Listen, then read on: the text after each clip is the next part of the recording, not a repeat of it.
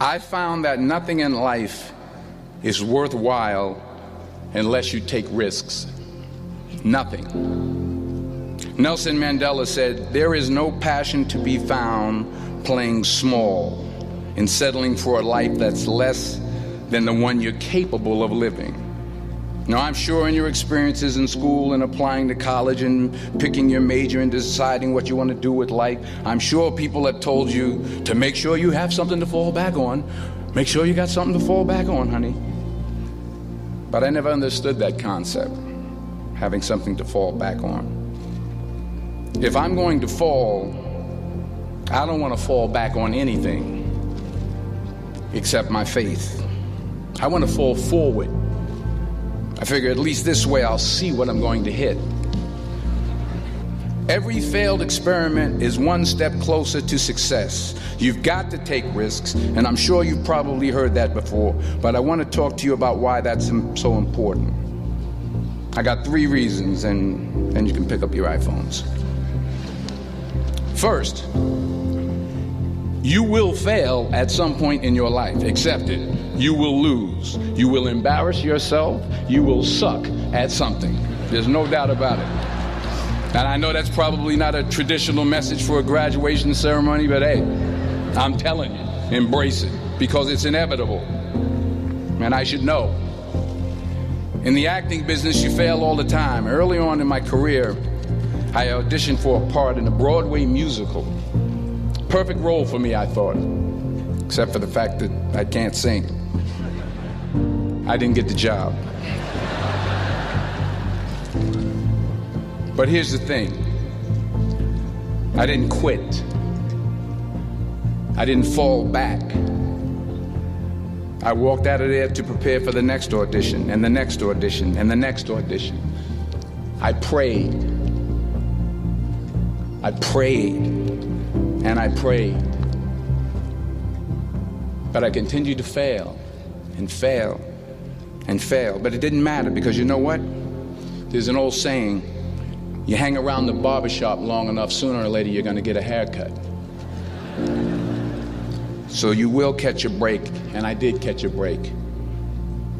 Last year, I did a play called Fences on Broadway. Someone talked about it. Won the Tony Award. And I didn't have to sing, by the way.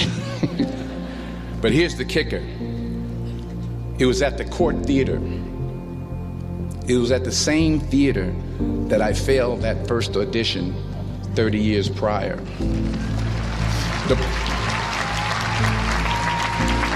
point is, and I'll pick up the pace, the point is, every graduate here today has the training and the talent to succeed.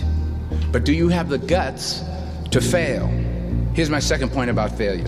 If you don't fail, you're not even trying.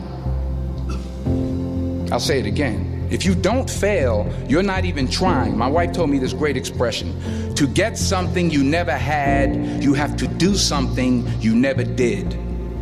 Les Brown's a motivational speaker. He made an analogy about this. He says, imagine you're on your deathbed, and standing around your deathbed are the ghosts representing your unfulfilled potential. The ghost of the ideas you never acted on. The ghost of the talents you didn't use. And they're standing around your bed, angry, disappointed, and upset.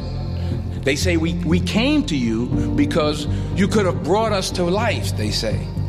And now we have to go to the grave together. So I ask you today, how many ghosts are going to be around your bed when your time comes?